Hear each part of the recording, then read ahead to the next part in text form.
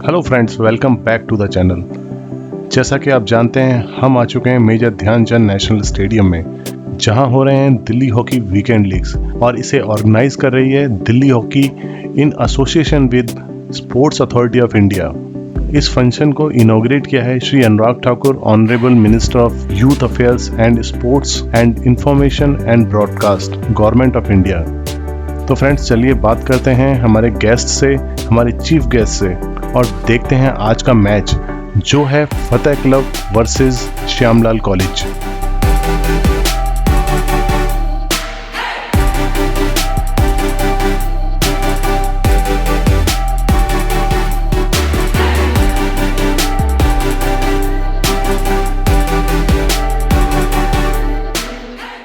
Tokyo Olympics 2020 में जिस तरह से भारतीय एथलीट्स ने पहले से शानदार प्रदर्शन किया है, विशेष तौर पर हॉकी ने 41 वर्षों के बाद जिस तरह से मेडल भी जीता, एक नई उम्मीद हॉकी खिलाड़ियों में जगाई है।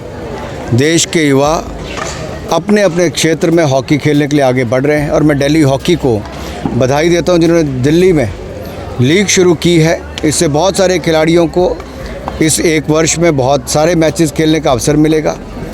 मेरा मानना है कि इवेंट्स और कंपटीशन बहुत आवश्यक है। जहां पर कंपटीशन होता है, खिलाड़ियों को सीखने का ज़्यादा अवसर मिलता है, प्रैक्टिस से ज़्यादा वहां पर compete करके कि क्या चुनौतियां एक मैच में होती हैं और स्ट्रैटेजी बनाने का अवसर भी मिलता है।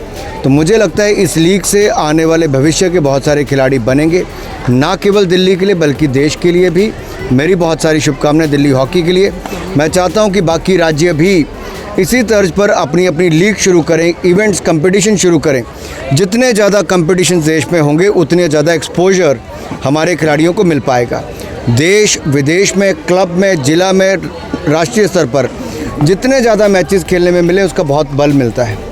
मैं जब पंजाब के लिए क्रिकेट खेलता था तब मैं दिल्ली में आकर क्लब क्रिकेट खेलता था और जाकर देश भर में जहाँ जहाँ मौका मिले, मुंबई में, चेन्नई में, वहाँ पर क्लब क्रिकेट खेलने का बहुत सारे खिलाड़ी पंजाब से भी वहाँ पर जाते थे, क्योंकि उन राज्यों में उस तरह से क्लब क्रिकेट नहीं है।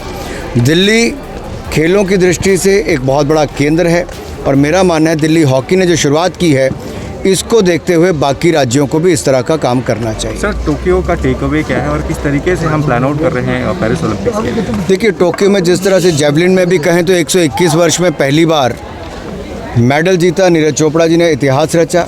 अब एक नीरज चोपड़ा के बाद 10 नीरज चोपड़ा कैसे हों, वो उनसे प्रेरणा लेकर बहुत सारे खिलाड़ी आगे आ रहे हैं। एक अभिनव बिंद्रा ने मेडल तो जीता, लेकिन उनकी किताब लिखने के बाद भी अवनी लेखारा जैसे खिलाड़ियों ने आगे बढ़कर शूटिंग को अपनाया।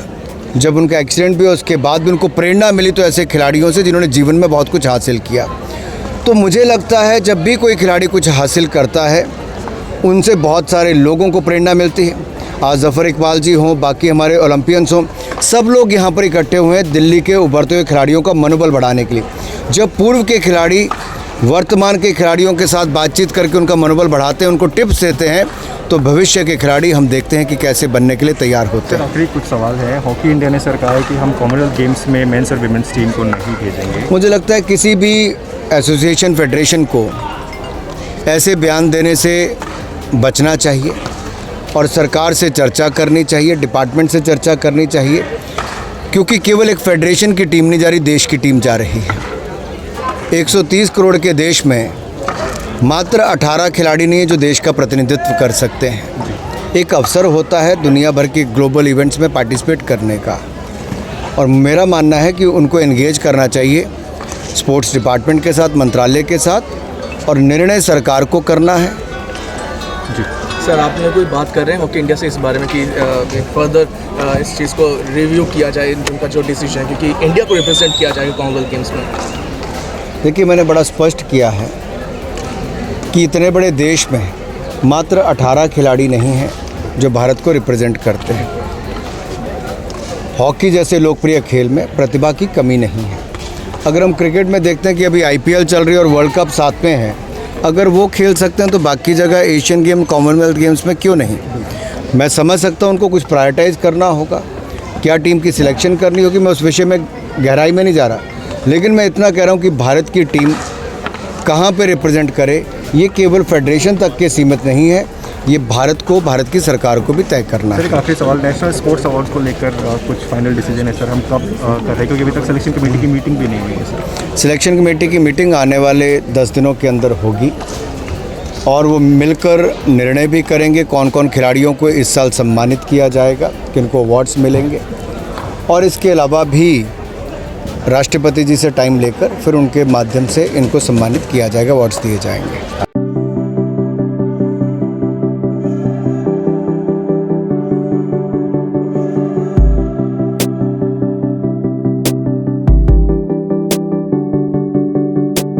ये बहुत बड़ी बात है कि दिल्ली हॉकी ने ये लीग शुरू किया है और जो क्लब कल्चर का एक तरीके से रिवाइवल है, और जो कि पहले बहुत एक्टिव हुआ करते थे हम लोगों क्लब, जिसकी वजह से बेस, जिसको कहते हैं ना, बेस स्ट्रांग है तो फिर हिंदुस्तान की भी टीम स्ट्रांग होगी। तो ये सब बेस प्लेयर्स हैं और अगर इनको तो बहुत इनकी इम्पोर्टेंस इसलिए है कि यही फ्यूचर है हमारे कंट्री के। तो ये लीग जो शुरू किया इन लोगों ने, विनीत कुमार है, छाबरा हैं, बहुत सारे हैं, पंचाल, जितने भी लोग लगे हुए हैं, महेश दयाल साहब हैं, तो ये एक तरीके से बहुत बड़ा स्टेप है। और ख़ास तौर पे ये कहना चाहूँगा कि sports authority of India, even the honourable minister is very keen के जितने भी such league should be held in every state. तो ये लीग कराने का मकसद ये है कि पूरे हिंदुस्तान के अंदर स्पोर्टिंग कल्चर डेवलप करना है और प्लेयरों को ख़ास तौर पे अपॉर्चुनिटी है अपना to display their skill and stamina whatever. और वो जो है प्लेयर्स के को यही चाहिए कि हमको देखो आप, हम अच्छे हैं, तो they will work very hard कि they should be selected in the team also और प्ले फॉर द कंट्री। तो ये बहुत, मैं समझता हूँ, बहुत अच्छी शुरुआत है। सब लोगों को बधाई देना चाहता हूँ, ख़ास तौर पे दिल्ली हॉकी को कोई बहुत बड़ा स्टेप लिया है। और ये हिंदुस्तान में अगर हर स्टेट के अंदर इसी तरीके से हर खेल के अंदर और ख़ास तौर पर हॉकी में अगर ये यानी ये चलन होगा तो जो स्पोर्टिंग कल्चर डेवलप होगा। और स्पोर्टिंग कल्चर जब डेवलप होता है तो स्पोर्टिंग कल्चर का माइंड जो होता है वो अलग से डेवलप होता है, पब्लिक उसको समझती है, उसी तरीके से लेती है हर चीज़ को। तो मैं समझता हूँ कि ये बहुत बड़ा स्टेबलाइज़र भी है कंट्री की स्टेबिलिटी के अंदर होना, कम्युनिटी के अंदर बहुत स्पोर्ट्स की बहुत अहमियत है और हिंदुस्तान के अंदर भी इसकी इम्पोर्टेंस होगी। Thank you very much sir for your words.